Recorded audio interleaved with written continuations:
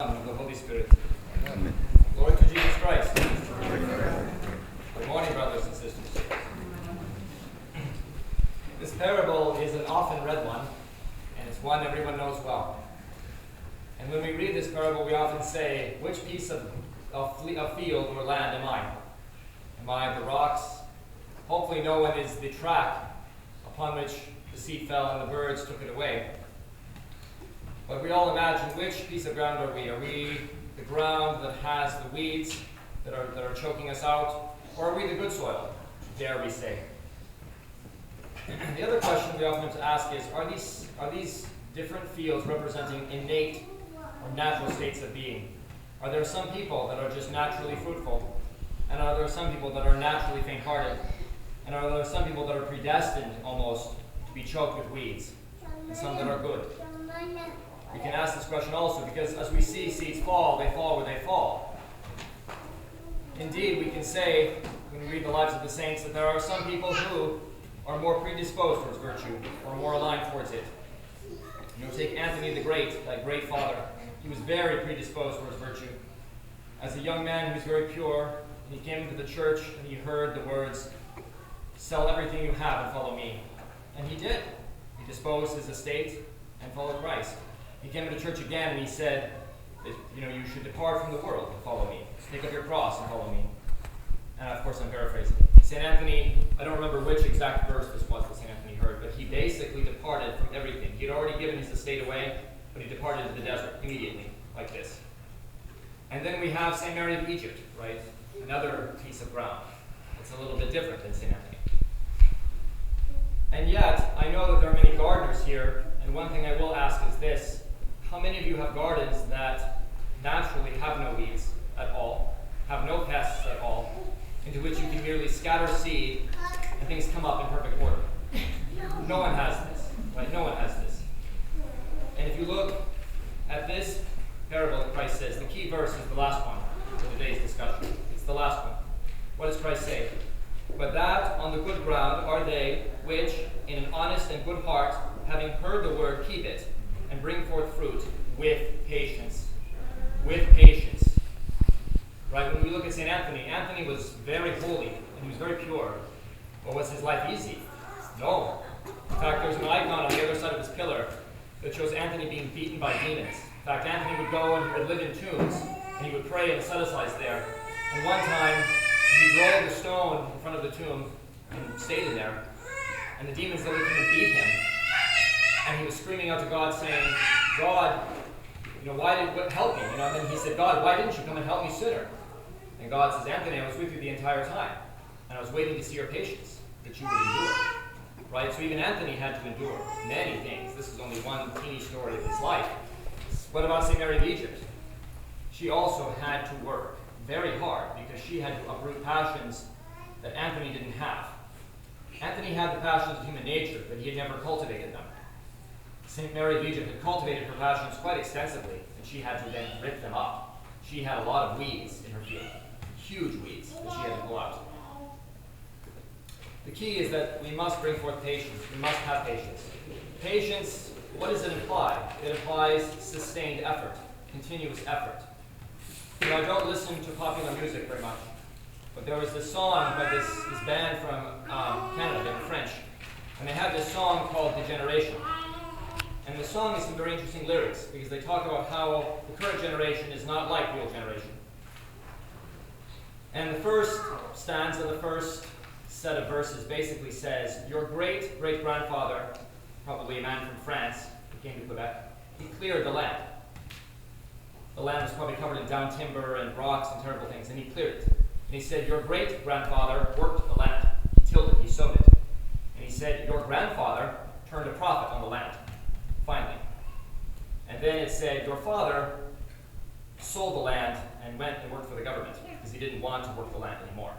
And then it goes on to say, "You, young man, live in this apartment and you're cold during the winter and you're suffering and you wish that you had a piece of land that you could work, just like your great-grandparents did."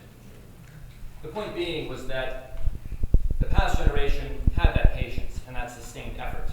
And in their patience, they brought forth joy, which the father and the young man didn't really want, and yet they do want it, and they suffer for it. You know, sustained effort is so critical because it is what shows love. It's what demonstrates fidelity, right? What is a successful marriage? Let's say a marriage lasts for 5 years, and then it fades. Is that successful? No. What if a marriage goes for 20 years and then ends in divorce? Is this successful? No, it's not, right? There must be sustained effort that continues to the end. And Christ says this. He says in Mark 13:13, he says, "And ye shall be hated of all men for my name's sake, but he that shall endure unto the end, the same shall be saved." But that's the very point of the other pieces of ground. They don't sustain anything, right? The first one can't even sprout because Satan snatches it right off the ground. The second one lands amidst rocks, and this person has no sustained desire to work. This person has no patience at all. And the first moment that there's a temptation, departs. The second person might have more patience, but there's so many cares in this person's life that this battle is so intense, this person never makes fruit. This person doesn't overcome. This person doesn't have enough patience to overcome the weeds that they have. They don't work steadily to overcome it. But in the final one, it doesn't say that the ground is perfect. I mean, it is the good ground, but with patience does it yield fruit. With patience does it yield success. And that's the key.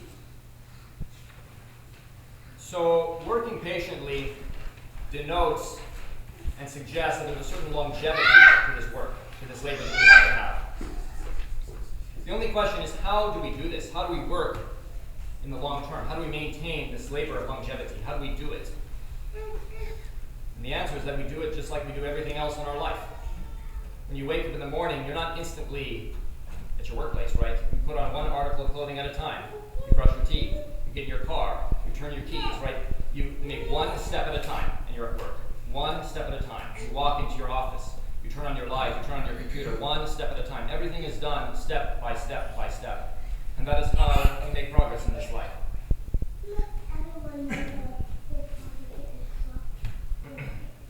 Everything is like this. Music is like this. You don't learn to play the piano in one day, typically. Right? It takes years of practice. You don't sound like Beethoven after your first lesson. Right? When you go into a dirty room, it can be overwhelming, but how do you clean it? With one article at a time. You see a bunch of clothes that need to be folded. You fold them one article at a time. Right? Elder Cleopa, that great elder from Romania, he has a story. He says that there are men who want to come and cut down trees in the forest. And the first man comes, and he has his cart, big cart, and he hacks down, 20, 30 trees. He's hacking them down, he's sawing them up, and the trees are laughing at him. They're laughing at him because as he loads his cart, he overloads it. And the trees know that the road out of the forest is a hard road, and his axles won't hold. And as he goes down the hill, sure enough, his axles break, and his cart collapses. And the trees laugh at him because they realize, he will not come back. And he does not come back. He's gone. But there's another man who comes to the forest and he cuts down one tree at a time, one or two, and he goes home. And he comes back again and hacks down two more. Then he goes home. And he comes down and he hacks down two more, and he goes home. And the trees aren't laughing anymore because they know that within a year he'll clear the forest completely. He'll have hacked it down entirely because he does it one step at a time. There are harder analogies of this. We can think about war. Big wars. Wars are not won in one battle, nor are they won in one day. The Soviet Union was invaded during World War II. Imagine this, an invasion that covers your entire frontier, from the Arctic all the way to the Black Sea. 4 million men cross your border into your country and burn everything in their path. And they get all the way to Moscow, all the way to the gates. In fact, there's officers who say, we saw spires of Moscow with our binoculars, and we were firing artillery into its districts, into its outer districts. And yet, despite this overwhelming catastrophe, did people simply say, this is too much, we'll yield? No. They responded also by saying, tomorrow we'll be in Berlin. No. They responded by saying, first we must stop the Germans, then we must contain them, then we must push them back, one town at a time, one river at a time. We'll push them back to this river, and then to the next river, and then to the next river, and then to the next river. When I was in Tula with my godfather, I met a man whose father had been in Tula, in Russia, a city that had stopped the Germans in the battle. And his father had gone all the way from Tula to Romania and ended the war there, having survived all of it. But one battle at a time. One battle at a time. The same thing is true in America, right? The Japanese bombed Pearl Harbor. They sank most of our ships. In fact, it was quite a disaster. The Japanese then attacked every other Western country at the same time. And they attacked Alaska all the way to Australia. They were bombing Australia, actually. Singapore had fallen. The Japanese were in the Indian Ocean, actually. This was a catastrophe. And yet, the response was a measured one. We will not surrender, nor will we win immediately, but we will go forward one step at a time, one island at a time, one place at a time, until we win. And such is the victory. Such is the way that we go, one battle at a time. We never get up in the morning and we say to ourselves, today I'll become a saint. You never say that, ever. Nor do you get up in the morning and you say, oh, well, things are hard, I may as well perish and go to hell. No, you don't say this either. You say, I will keep my little rule today. I'll pray a little. I'll fast a little. I'll read a little. And I'll do a little bit more tomorrow. I'll think a few less evil thoughts today. I'll say a few less evil words today. I'll say a few better words today. And I'll love my neighbor a little bit more, and I'll be a little bit more patient today. And then I'll do the same tomorrow, and I'll do a little bit more tomorrow. And I'll go little by little, and I will always be sorry I didn't do more, but I will do what I can do. Little by little by little, step by step by step. If every single day you do a little bit more, or you do a little less evil, or both, think about it. Year after year after year, you make small progress. Not massive progress that you cannot sustain, but progress you can sustain one day at a time. Think about it. Within a number of years, you will have made great progress. And you'll be doing quite well, and much better than you were before. Even if the progress is so incremental you don't see it, yet you are making progress. And such is the way of our life. Such is the way of salvation. The Father said, middle road, little by little do you go forward. Little by little is virtue gained, and it's not gained without intense struggle. Because if virtue was gained easily, we would consider it to be cheap, and we would not care about it. No, you have to fight for the virtues you want to have, and you have to fight very hard, and you might have incredibly savage battles for these virtues that you want to have. But when those battles are over, and you have triumphed, you will say, I will never yield these virtues again, because of how hard it was for me to get to this place. I will never yield again.